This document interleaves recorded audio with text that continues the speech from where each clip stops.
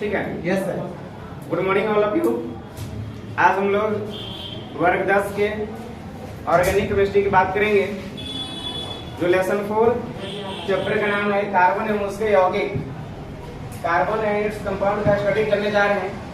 बिल्कुल detail study करेंगे, एक एक लाइन को हम लोग पढ़ेंगे और समझेंगे। और आप लोग कलम पे जो ऑफलाइन क्लास में बैठे हुए हैं रेडी रखेंगे और इसको लिखते चलेंगे, समझते चलेंगे। बेहतरीन तरीका से एक एक लाइन को समझने की कोशिश करेंगे। आइए सबसे पहले आज हम पढ़ेंगे कि कार्बन क्या है और उसके यौगिक क्या होते हैं। आप लोग पीछे वाले जो बच्चे एक मार्कर बगल के क्लास से जुगाड़ करके ले लाइए, तो एक मार्कर से हो नहीं पाएंगे। कार्बन एवं उसके यौगिक बहुत बेहतरीन चैप्टर है, अपने आप में मायने रखती है। जो आपको 11, 12 में भी इसको पढ़ना है, तो बच्चे ध्यान से सुनना है। खासकर क्लास 10 के जो बच्चे आपके लेवल पे भी हम पढ़ा रहे हैं, आपको बहुत डिटेल में बातें करेंगे जो आपको स्टडी करना जरूरी है।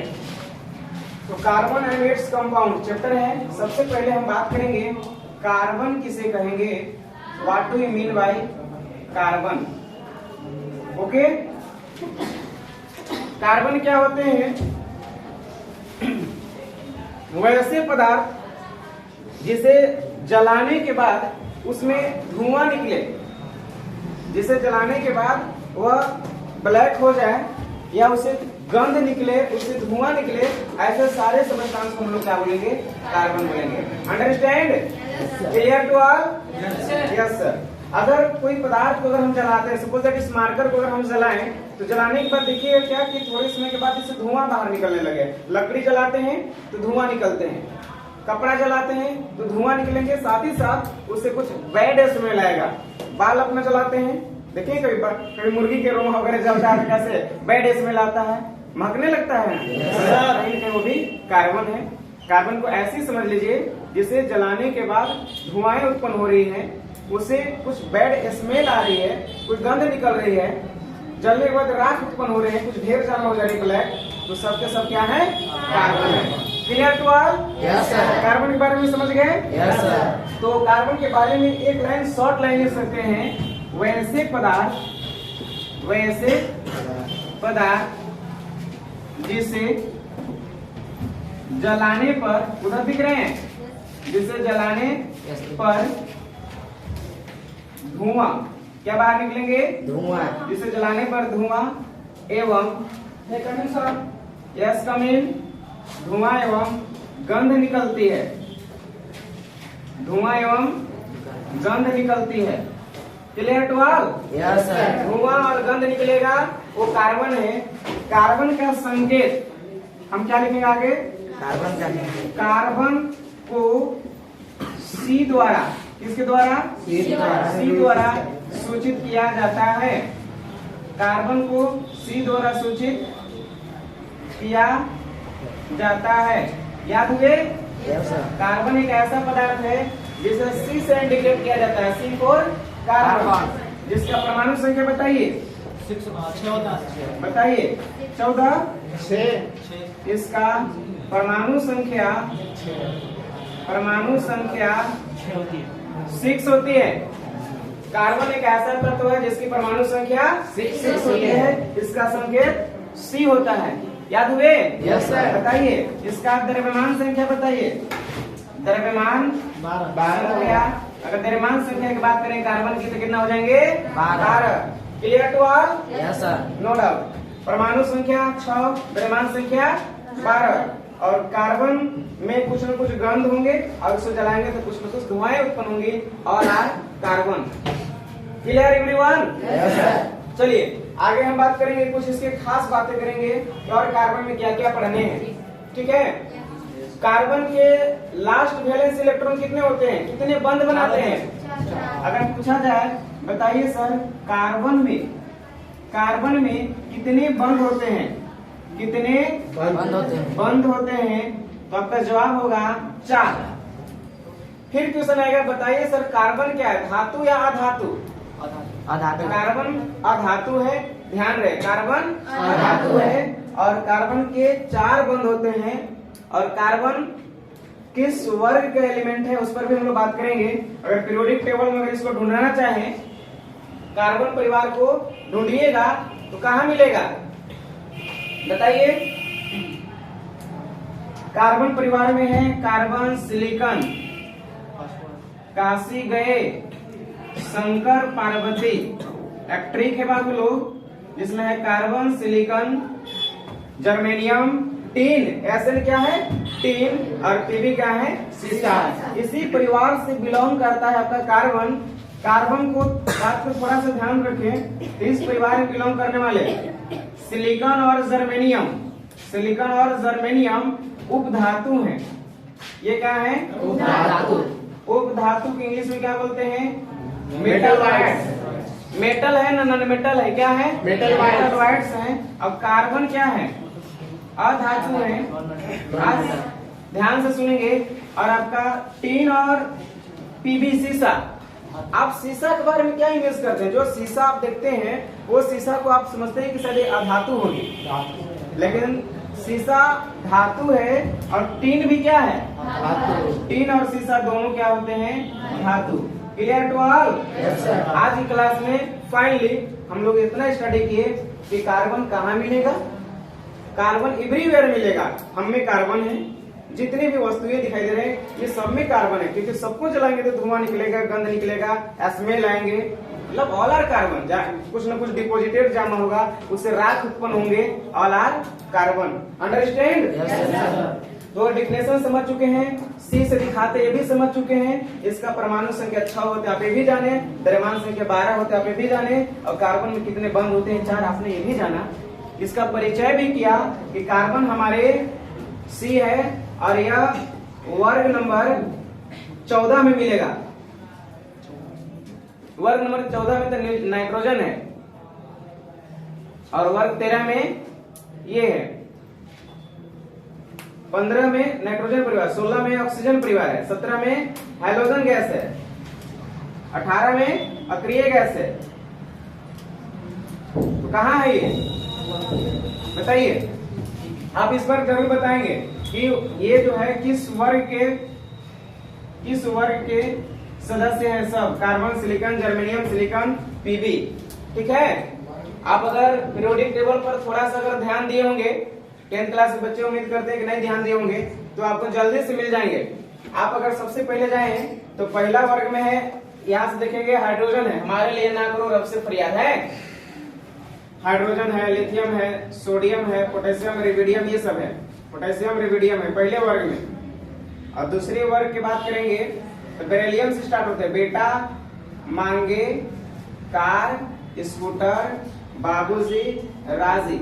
उम्मीद करते हैं दूसरे वर्ग को भी सबको ध्यान हो गया होगा। पीरियोडिक टेबल अगर ऐसे बनाते चले जाएं तो आपको सब कुछ मिलेंगे।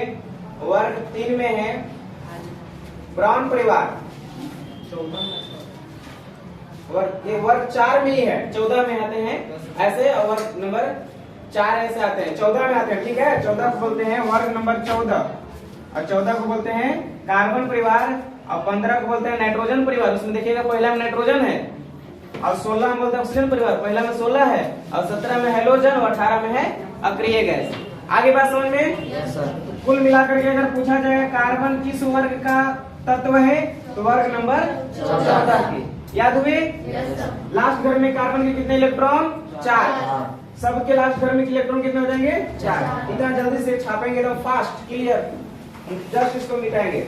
आप लोग रेडी रखेंगे कलम कॉपी, और हम लोग उतारते चलेंगे, पढ़ते सीखते चलेंगे। अभी कुछ नई नई चीजें हम पढ़ेंगे आगे। घर में भी बैठ करके इस वीडियो को आप लोग एक बार देख करके और अच्छा सा समझ के लिख सकते हैं, जो छूट जाए।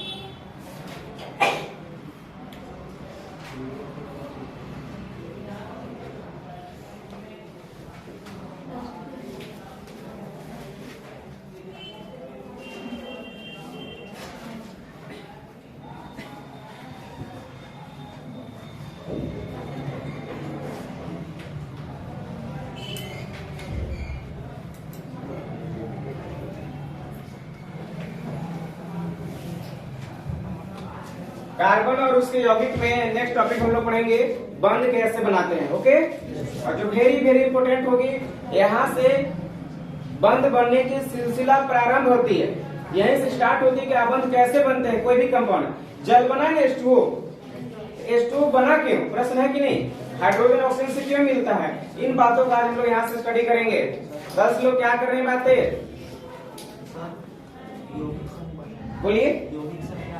यौगिक, चलिए बहुत अच्छा। कार्बन है उसके यौगिक, कार्बन तो जाने ना, कार्बन से बना हुआ CH4 एक यौगिक है, कार्बन से बना हुआ C2H6 एक यौगिक है, कार्बन से बना हुआ C12H22O11 जिसको हम लोग चीनी बोलते हैं एक यौगिक है, मीथेन बोलते हैं एक यौगिक है, C2H6 इथेन एक यौगिक है। यानी जब कार्बन किसी दूसरे तत्व से, सुन रहे हैं, जब कार्बन किसी दूसरे तत्व के साथ संबंध बना लेती है और संबंध बना करके एक नए कंपाउंड या नए यौगिक का निर्माण करती है, जैसे कार्बन और 4 गो हाइड्रोजन के साथ दोस्ती किया और बन गया CH4, that is the carbon के यौगिक। आई बात समझ में, क्या बन गया कार्बन के, तो हाइड्रोजन ऑक्सीजन से मिला अब बन गया जल, क्या कार्बन के यौगिक है, यस सर। कहाँ तुम लोग का दिमाग है, हाइड्रोजन ऑक्सीजन से मिला जल बना, कहाँ इसमें कार्बन है, मतलब कार्बन के यौगिक नहीं है। आई बात समझ में, जो यस जवाब दे रहे हैं वो बिल्कुल रॉन्ग है और जो नो जवाब दिए बहुत अच्छे हैं, क्योंकि कार्बन के यौगिक मीथेन है, कार्बन के यौगिक इथेन है, कार्बन के यौगिक चीनी है, क्योंकि उनमें कार्बन की मात्रा है। Clear to all, yes sir. कुल मिलाकर के आम भाषा में हम बोलेंगे, अपनी भाषा में बोलेंगे, अपनी भाषा, वैसे यौगिक जिसमें कार्बन छुपा हो, कार्बन के यौगिक होगा, याद हुए, यस सर। वैसे यौगिक जिसमें कार्बन हो कार्बन के यौगिक कहलाएंगे। और कार्बन वाला बहुत सारे यौगिक है, ethane, methane, propane, butane, pentane, ये सब जितने नाम लेते हैं सब में कार्बन है। चीनी, ग्लूकोज, ग्लूकोज में भी कार्बन है, C6H12O6, क्या है ये, ग्लूकोज है, इसमें कार्बन है। तो कार्बन से बने हुए यौगिक को कार्बन यौगिक बोलेंगे। आज वही तो बता रहे हैं, अभी वही स्टार्ट होने जा रहा है कि आखिर कार्बन कैसे यौगिक बनाती है, अंडरस्टैंड। चलिए नेक्स्ट टॉपिक और हम लोग चलेंगे और आप हेडिंग जरूर कीजिए। क्लास 10th में केमिस्ट्री क्लास फिलहाल हम नहीं ले रहे थे, लेकिन अब सोचिए कि आपको केमिस्ट्री क्लास हम लें तो बेहतरीन तरीका से समझिए और इसको सीखिए, है ना।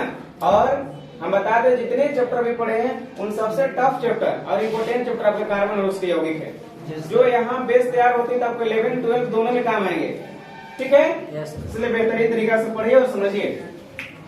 अब हम बोलेंगे यौगिक के बारे में थोड़ी सी विचार करेंगे। अब किसके यौगिक की बात करेंगे, कार्बन, कार्बन के यौगिक, ठीक है। सिंपल से कार्बन के यौगिक क्या है, वैसे यौगिक जिसमें कार्बन की मात्रा पाई जाती है वो कार्बनिक यौगिक कहलाएंगे, याद हुए। वैसे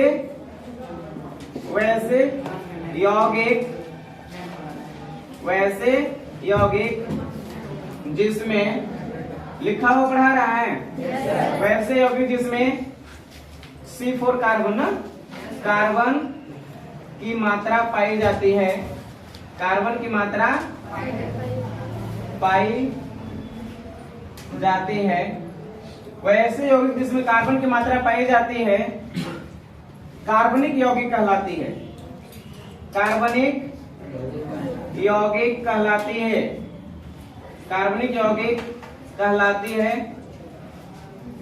clear to all, yes sir. सुनिए, कोई ऐसा यौगिक है जिसमें कार्बन की मात्रा दिख रही, कार्बन आपको नजर आ गया तो कार्बनिक यौगिक कहलाएगा। एग्जाम्पल बताइए तो इसका एग्जाम्पल बताइए।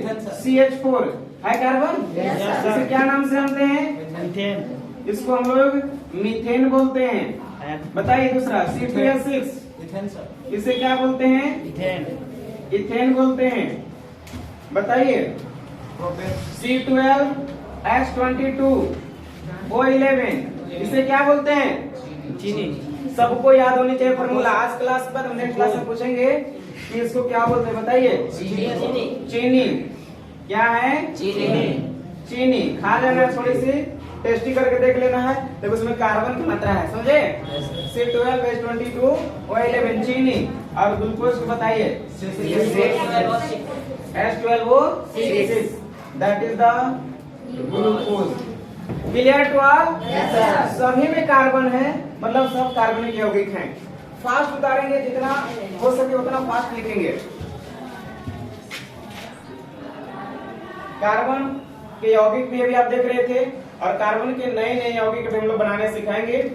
और आबंध बनाते कैसे हैं उस पर अभी हम लोग विचार करेंगे, ठीक है। Yes sir.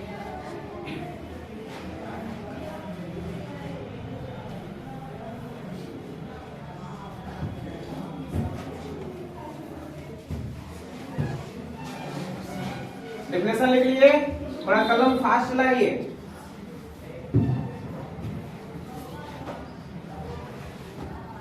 हम लोग नेक्स्ट स्टार्टिंग करेंगे।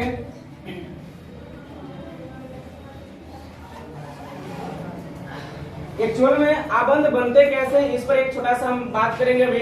रासायनिक आबंध 3 प्रकार के बनते हैं, कौन कौन बनते हैं, कैसे आबंध बनते हैं। उसके बाद हम लोग मीथेन एक पूरा फैमिली पढ़ेंगे, फिर उसका एल्कोहल पढ़ेंगे, एल्डिहाइड पढ़ेंगे, कीटोन पढ़ेंगे, पूरा फैमिली पढ़ना है, ठीक है। आइए सबसे पहले हम इसके थोड़ा सा जिक्र करते हैं।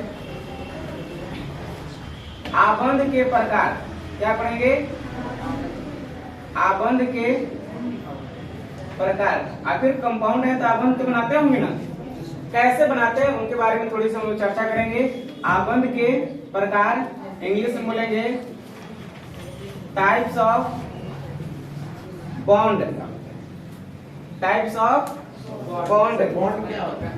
बॉन्ड को आबंध बोलते हैं, और आबंध का मीनिंग होता है, वही अभी हम समझाने जा रहे हैं क्या होता है, ठीक है। जब 2 या 2 से अधिक परमाणु, सुनेंगे बॉन्ड क्या होते हैं, हम बता रहे थे, फिर से सुनेंगे, आबंध की परिभाषा बता रहे हैं। इसे मिटा दें। वो ये थोड़ा कष्ट करके इंक ले रही, तो इंक अच्छा से चल नहीं रहा है, बढ़िया मार्कर चल नहीं रहे, इंक चाहिए। नहीं दिख रहे हैं सर ऊपर सर। अच्छा हाँ है। आइए आबंध के प्रकार में किसी का क्वेश्चन है सर, आबंध क्या है ना, सुनिए।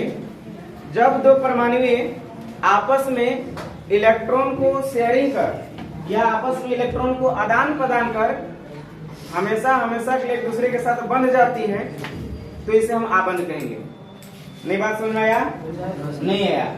मान लीजिए आप अपने गांव में भी देख रहे हैं, हाल फिलहाल में एक लड़का है, उसके पिताजी एक लड़की वाले के पास जाते हैं और जाकर बोलते हैं कि मेरे पास एक बेटा है और I want to marriage him, हम चाहते हैं कि उसका शादी हो जाए। लड़की वाले भी खुशी से हैप्पी हो जाता है, कहता है तब कहाँ खोज रहे हैं लड़की, हमारे घर में एक लड़की है, अच्छी पढ़ी लिखी है और आपके लड़का के योग्य है। हम भी खोज रहे थे एक लड़का को ऐसा ही जैसा आप खोज रहे थे लड़की, तो क्यों ना हम लोग रिश्ता ही लोग करा दें, और दोनों के बीच रिश्ता कराते हैं और दोनों हैप्पी हो जाते हैं। और दोनों अनजान थे लेकिन आज एक बंध में बंध चुके हैं, आज दोनों ही समझियारो कर लिए हैं और दोनों के बीच एक रिश्ता जुड़ गई है।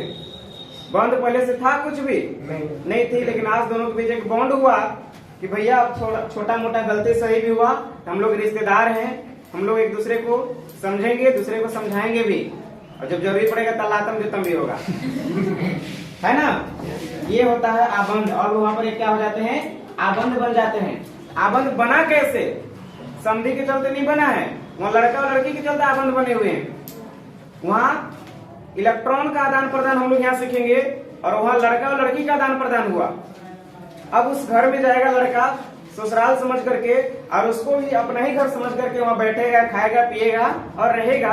और वो लड़की जो वहाँ पे थी वो अब ससुराल में आती है और यहाँ भी उतनी हक जमाती है जितना घर में रह करके उछलती कूदती खेलती थी और अपने हक अधिकार के साथ रहती थी। अब उसका भी यहाँ हो जाता है, क्योंकि बहुत बड़े बंध में बन चुके हैं दोनों। आई बात समझ में? इसी को बोलते हैं हम लोग आबंध। Clear to all? हाँ, कह रहे होंगे कि बड़ा आसान लग रहा है सर, लेकिन अब थोड़ा रासायनिक बंध को समझना आसान है, तो वैवाहिक बंध था जो आसानी से समझा दिया आप लोग के। ये फिजिकल था, ये बाहरी था, और ये आप अपनी आंखों से रोज के दिन में देख रहे हैं तो समझ गए, ठीक है।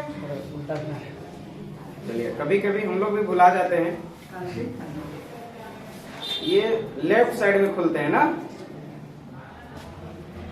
चलिए नेक्स्ट, जल्दी फास्ट हम करते हैं और इस पॉइंट को बताते हैं। लॉन्ग पॉइंट है, 3 टॉपिक है, इसमें हम लोग को समझना है। सुनिए, आबंध 3 प्रकार के बनते हैं। कोई भी आबंध, मैं बात नहीं कर रहा सिर्फ कार्बन के साथ, आप इसको 11, 12 में भी डिटेल करेंगे। जितने भी कंपाउंड हैं, चाहे तो कोई ना कोई 3 ही बॉन्ड से बनते हैं। ध्यान से सुनेंगे। आबंध कितने प्रकार के? 3। पहला होता है आयनिक आबंध, फर्स्ट है आयनिक आबंध, सेकंड है सहसंयोजन आबंध, सहसंयोजन आबंध। फास्ट हम करेंगे, जल्दी सिखाएंगे आप लोग के। और तीसरा पॉइंट है आपका उप सहसंयोजन, उप सहसंयोजन आबंध। इंग्लिश में लिखे सबका। आप आयनिक आबंध को लिख सकते हैं IONIC, आयनिक बॉन्ड, ठीक है। सहसंयोजन आबंध को बोलते हैं कोवैलेंट बॉन्ड, और उप सहसंयोजन आबंध को बोलेंगे कोऑर्डिनेट या कोऑर्डिनेशन ना, कोऑर्डिनेशन बॉन्ड। ये 3 प्रकार के रासायनिक आबंध बनते हैं। पहला आबंध होता है आयनिक आबंध, दूसरा सहसंयोजन आबंध और तीसरा होता है उप सहसंयोजन आबंध। Clear to all? Yes sir. दोनों हम मिटा दें, नीचे वाले एक का डेफिनेशन करेंगे इसका। अच्छा लग रहा है सभी को? 10 लोग उधर बताइए, क्लास में है ना? बारह लोग क्लास में रहते हैं, 10 लोग एक बार दुकान से घूम के आ जाते हैं गुपचुप खा के, है ना? क्योंकि दिमाग उन्हीं लोग टांग के आ जाते हैं। यहां समझिए, नीचे वाले दोनों मिटा रहे हैं। ध्यान रखेंगे 3 प्रकार के आबंध बनते हैं, चाहे आयनिक आबंध होगा, सहसंयोजन आबंध या कौन तीसरा सहसंयोजन आबंध। अभी हम लोग पढ़ने जा रहे हैं आयनिक आबंध। Okay, yes sir. सुनिए, बहुत ही बेहतरीन तरीका से एक बार में उम्मीद करते हैं समझ में आ जाएगा। जितने लोग एक बार में समझ में आ जाएंगे वो हाथ उठा के मुझे बताइए सर, ये बताइएगा कि मुझे क्लियर हो गया। ओके, अभी पहले हमको समझाने के बाद देखते हैं कितने बंदा डायरेक्ट ओपन माइंड से क्लास में बैठे हुए हैं और कितने लोग हैं जो अपने दिमाग को झांकी पर घर टांग के आ गए हैं। आज हम लोग देखेंगे, ठीक है। आयनिक आबंध क्या है सुनिएगा, बोलेंगे इसका डेफिनेशन। थोड़ा सा यहाँ से और इधर से लिखे, यहाँ से लिखे, यस सर। यहाँ लिख रहे हैं उसमें, यस सर। लिखेंगे। जब लिखेंगे आपने अभी थोड़ा सा सुन लेंगे, थोड़ा सा सुन लेंगे। जब परमाणु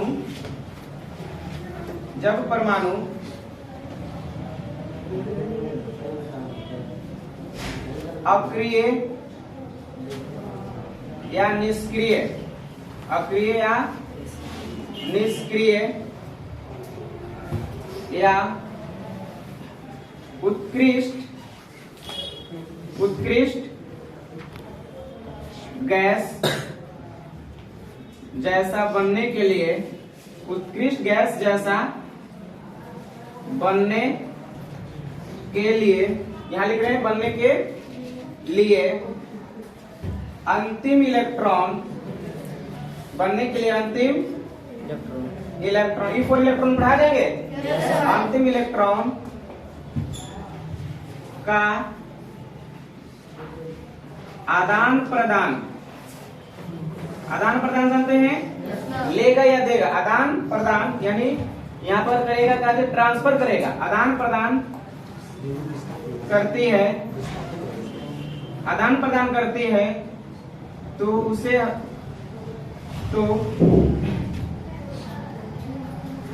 तो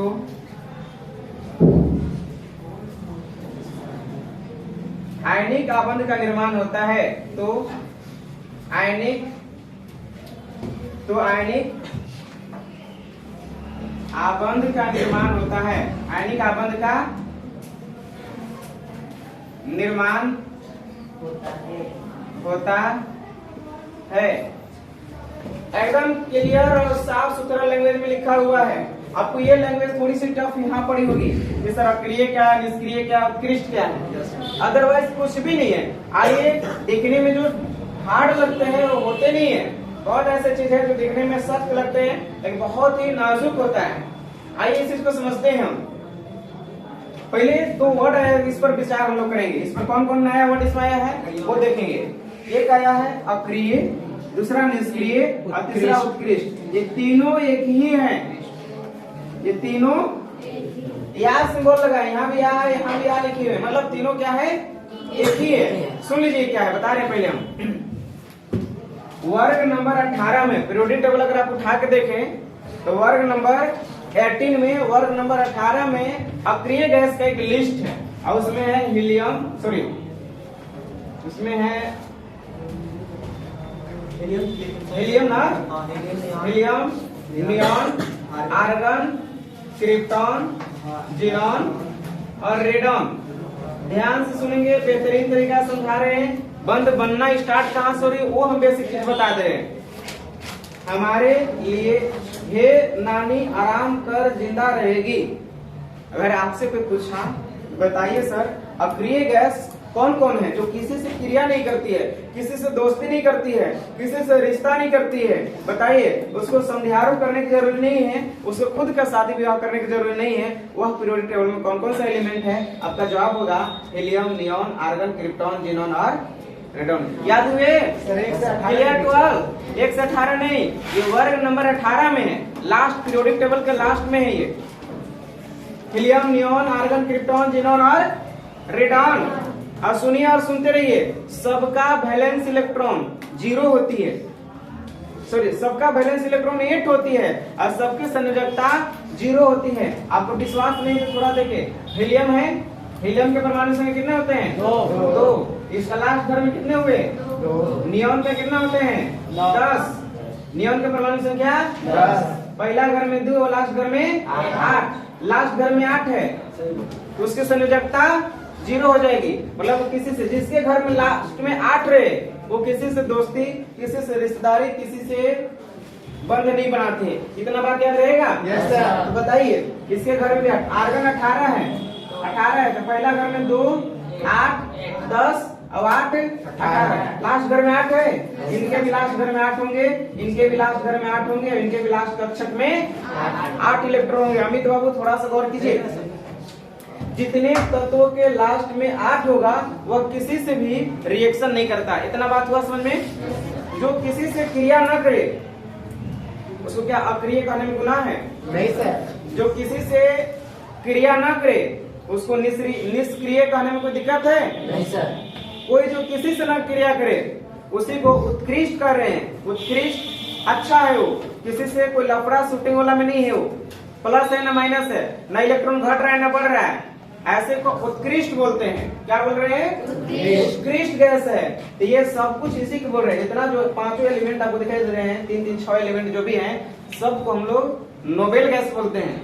इसी को उत्कृष्ट गैस बोलते हैं, इसी को अक्रिय गैस बोलते हैं, इसी को निष्क्रिय बोलते हैं। Clear to all? Yes sir. अब बात समझिए, ये ऐसे तत्वों का लिस्ट है जो किसी से क्रिया नहीं करना चाहेगा।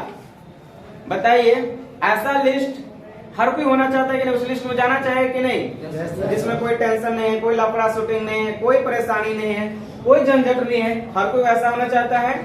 और वैसा ही करने के लिए बाबूजी मम्मी लोग हम लोग के शादी विवाह करा देते हैं, है ना? जानते हैं कि अगर बेटवा जो ज्यादा तपाकी है उसको पहले शादी करवा देते। देखिए मैट्रिक पास करके यहाँ से लड़कियां लोग जाती हैं और वहाँ शादी हो जाता है। पूछते भैया अभी क्या शादी करवा दी, इन लोग जी पढ़ना था। सर अभी आप नहीं जानिएगा, आप खाली पढ़ाने पर जानते हैं ना, बाकी चीज जानिएगा तब ना, बड़ी समस्या है। मतलब उन लोग का दूसरा भी प्रॉब्लम है। आई बात समझ में? लड़के के साथ भी प्रॉब्लम है। अगर तुम लोग जहाँ नौटंकी करने लगा तो आपको BA में नहीं करवाएंगे। चलो ब्याह करते हैं तो फिर करते रहना, फिर परेशानी में फंस जाएगा, फिर पढ़ाई क्या करेगा? इसीलिए हर कोई चाहता है उदासीन करना। उदासीन करना माने न्यूट्रल, और न्यूट्रल जब हो जाएगा किसी के साथ तो फिर माइंड डाइवर्ट नहीं होने लगेंगे।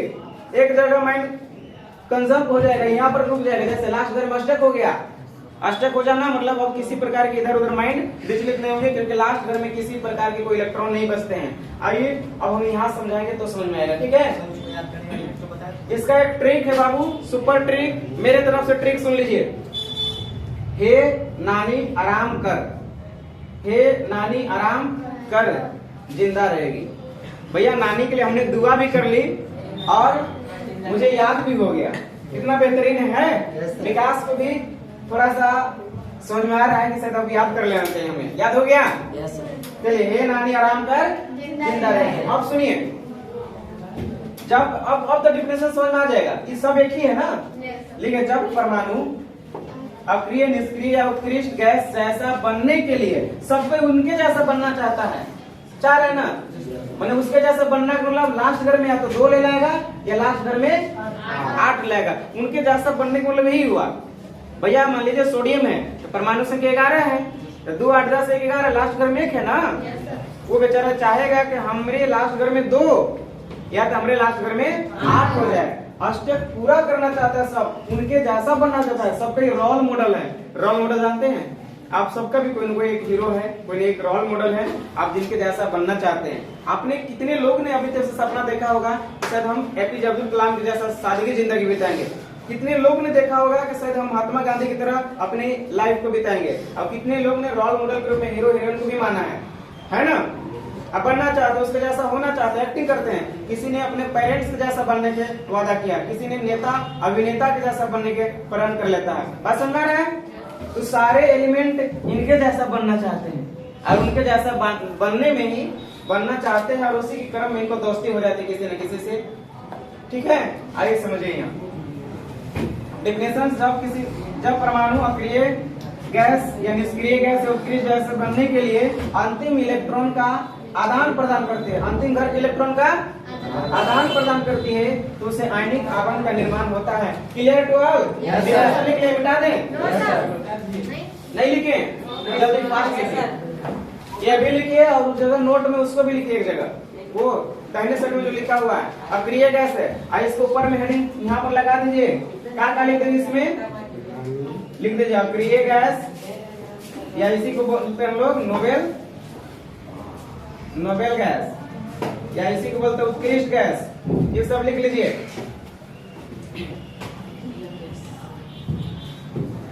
इसका उदाहरण समझते हैं कि कैसे आयनिक आबंध बनते हैं। ओके,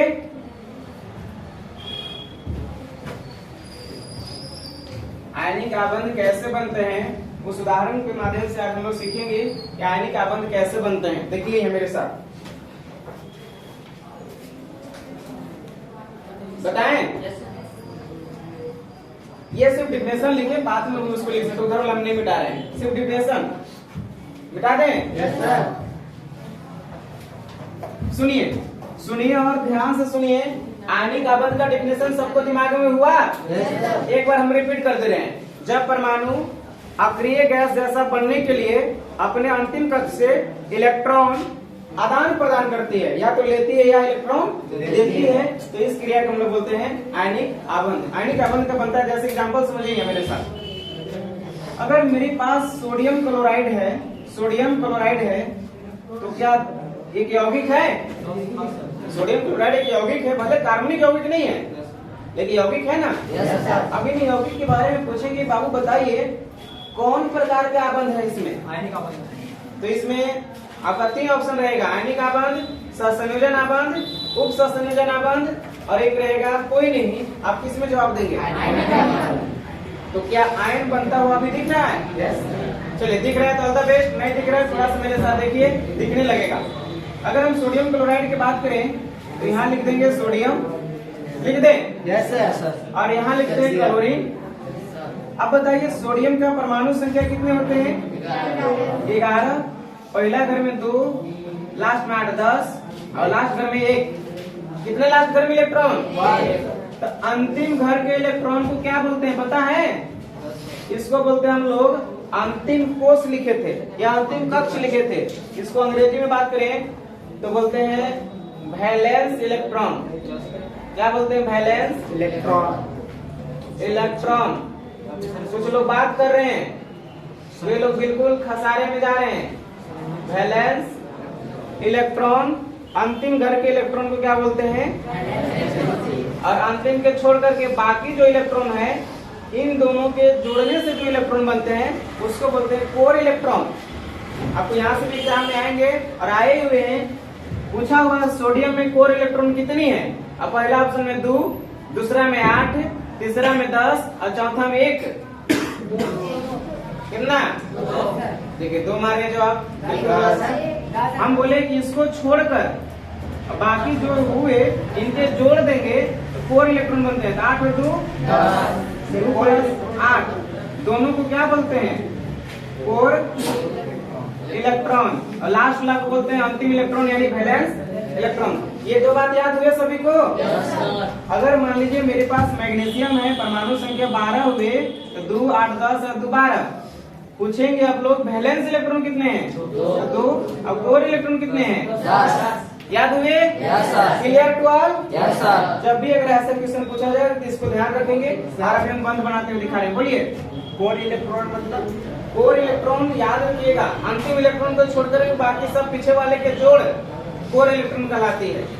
याद हुए? सुनिए अब यहाँ तो बताइए, इसका अंतिम सोडियम का अंतिम इलेक्ट्रॉन कितना था? 2। एक यहाँ लिख दें। अब बताइए क्लोरीन के बारे में, यहाँ थोड़ा सा क्लोरीन का डील कर दीजिए। क्लोरीन की परमाणु संख्या पहला घर में 2, 8, 10 और 7, 17। अंतिम इलेक्ट्रॉन इसका कितना? 7। और कोर इलेक्ट्रॉन 8 और 2 10। अंतिम इलेक्ट्रॉन 7 आप यहाँ दे दीजिए। लेकिन 7 इलेक्ट्रॉन लिखने का एक तरीका है, इस तरीका को लुईस डॉट संरचना कहते हैं। लुईस नामक वैज्ञानिक ने electron co dot dot dot रूप में दिखाया था, इसीलिए इस संरचना को लुईस बिंदु संरचना भी कहते हैं। Clear to all? सुनिए, लास्ट घर में 7 इलेक्ट्रॉन है। 7 इलेक्ट्रॉन को कैसे लिखना है? डॉट के रूप में, 1 डॉट, 2 डॉट, 3 डॉट, 4 डॉट। ये इलेक्ट्रॉन बनते जा रहे हैं ना, डॉट 1 इलेक्ट्रॉन, 4 इलेक्ट्रॉन बचेगा। अब 4 के बाद उसको दोहराना है, 5, 6, 7। कितने इलेक्ट्रॉन थे? 7। हमने 7 लिख दिया। सोडियम क्लास घर में कितने इलेक्ट्रॉन थे? 1 हमने लिख दिया। अब दोनों बेचारे चलते फिरते मिल गए, हाय हेलो हुआ, बोला सोडियम क्या हालचाल भैया? क्लोरीन, तो क्लोरीन का कहा, हम कहे भैया मेरे पास लास्ट घर में 7 इलेक्ट्रॉन है, एक के बिना हम बेहाल हैं, एक मुझे चाहिए था, और एक कहीं से अगर मिल गया होता तो शायद हम भी इनके जैसा हो जाते। बताइए 2, 2, 4, 2, 6, 1, 7 है, और इनके लास्ट घर में 8, इनके लास्ट घर में इनमें सब में 8। उनके जैसा हर कोई बनना चाहता, चाह रहा है ना? Yes sir. अब बताइए इसके पास 7 है, उनके जैसा बनने के लिए कितना इलेक्ट्रॉन चाहिए? 1। अब इसे टुकड़ा सुनाता है सोडियम से, तो सोडियम कहता है भैया हम भी तो इसीलिए परेशान हैं, तुम्हारे क्या मुसीबत है? कहा कि मेरे पास 2, 8, 10, 8 हो चुका था, लेकिन गलती से 1 इलेक्ट्रॉन मेरे पास ज्यादा है। देखो 8 के बाद 1 है, 2, 8, 10, 1, 11, 1 ज्यादा है ना ये। बोला कि अगर हमसे कोई 1 इलेक्ट्रॉन ले लेता ना, फ्री में ले लेता, तो सब 1 इलेक्ट्रॉन दे देते और हम भी बन जाते इनके जैसा, क्योंकि मेरे भी लास्ट घर में 8 हो जाता है। इनके जैसा होने के लिए 1 के पास एक्स्ट्रा है और 1 के पास कमी है। बताइए इससे भी अच्छा कोई रिश्ता मिलेगा? नहीं सर। कहा कि चलो आज हम लोग समझारो करते हैं, आज ही वेलकम करते हैं। अभी तुरंत जस्ट काहे से किया भैया? क्योंकि मेरे पास 1 एक्स्ट्रा है और तुम्हें 1 चाहिए। अब कहता है कि चलो आप कहीं जाने की जरूरी नहीं है, अच्छे जगह पर हम लोग आ गए हैं, मिल गए हैं। और ये बोलता है कि सोडियम की भैया जल्दी मेरी तरफ शिफ्ट कर दो, और सोडियम की उठाता है और कहता है चले जाओ चले जाओ चले जाओ इलेक्ट्रॉन के पास, क्लोरीन के पास। ये सोडियम वाला इलेक्ट्रॉन कहाँ चला गया? क्लोरीन के पास। अब क्लोरीन के लास्ट घर में 2, 2, 4, 2, 6 और 2। अब इसके भी लास्ट घर में बचा 1 जो लास्ट वाला था दे चुका है इसको, तो अब इसके पास कितने बचे? अब सोडियम भी अस्थाई, सोडियम भी अक्रिय प्राप्त कर लिया, उनके जैसा हो गया, क्लोरीन भी हो गया। अब दोनों चैन से सांस लिए, ठीक है। अब आगे का रस्म पूरा कीजिए। तो भैया कहा कि कोई भी बड़ी बातें नहीं है, अब हम और आप समझी हो गए, बंधन पूरा हो गया, रस्म पूरा हो गई। कहा कि चलो ऐसे अब लिख दो, सोडियम 1 इलेक्ट्रॉन उसको दिया है, 1 इलेक्ट्रॉन दिया है ना, 1 बॉन्ड लगेगा और यहाँ आ जाएगा क्लोरीन। अब क्लोरीन और सोडियम नहीं, सोडियम और क्लोरीन अब एक दूसरे का रिश्तेदार हो गए। अब कोई पड़ोसी आंखें आकर के नहीं दिखाएगा क्लोरीन को, क्या नहीं दिखाएगा कि भैया क्लोरीन अब बंधन में बन चुका है। अब इसके लास्ट घर में कितने इलेक्ट्रॉन है? 8। अब किसी से दोस्ती, अब किसी से शादी, अब किसी से रिश्तेदारी करेगा? अब अस्थाई हो गया है, अब बंधन में बन चुका है। पहले जो शादी से पहले भी इधर उधर बदमाशी कर सकता था, अब क्या करेगा? अब तो बिल्कुल इसका सभी इलेक्ट्रॉन बंध पूरा हो गया है ना, अब पूरा हो गया।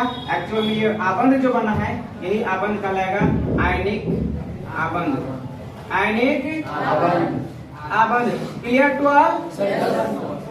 बताइए आयनिक आबंध बने, अब एकल बन रहा है, दुक्कल बन रहा है, त्रिकल बन रहा है, उससे क्या परेशानी हो रही है? अभी सिंगल बॉन्ड बने हैं, डबल बॉन्ड बनते हैं, ट्रिपल बॉन्ड बनते हैं।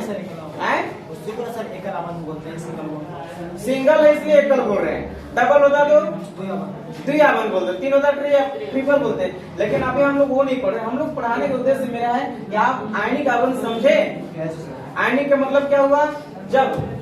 जब एक परमाणु दूसरे परमाणु को कुछ इलेक्ट्रॉन का आदान प्रदान करती है, एक प्राप्त करता है, दूसरे का देता है। बताइए इन दोनों में कौन इलेक्ट्रॉन प्राप्त किया और कौन दिए थे? सरकार बाबू को ध्यान यहाँ नहीं है, बात आपको कंफ्यूजन होगा, हम जान रहे हैं। सोडियम ने इलेक्ट्रॉन को दिया था तो सोडियम पर प्लस होगी, अब क्लोरीन इलेक्ट्रॉन लिए थे क्लोरीन पर माइनस होगी। अब कुल मिलाकर के अमित, कुल मिलाकर के ये दोनों एटम है, दोनों परमाणु है, आयनिक है, क्योंकि ये जब दिया है तो धनायनिक हो चुका है और जब ये लिया है तो ऋणायनिक हो चुके हैं। यानी दूसरा परिभाषा अब आपके अनुसार अगर परिभाषा एक दूसरे तरीका से दे सकते हैं। अब हम लोग कह सकते हैं विभिन्न प्रकार के आयनों के या विपरीत आयनों हम लिख सकते हैं।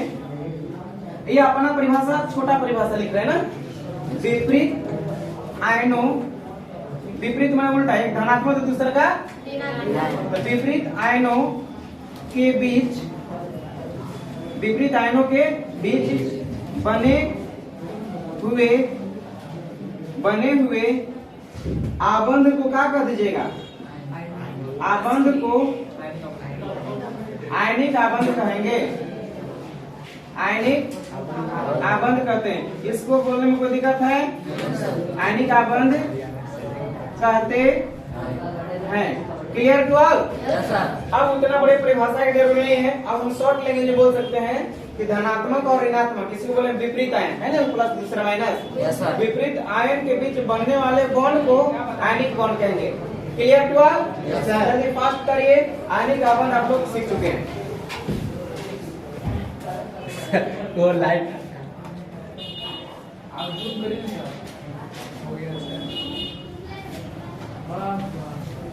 विपरीत आयनों के बीच बने हुए आबंध को आयनिक आबंध कहते हैं। ओके, आज की क्लास इतना ही, बाकी इसका 2 पार्ट्स हम लोग पढ़ेंगे नेक्स्ट क्लास में। 2 पार्ट्स कौन कौन बच जाए?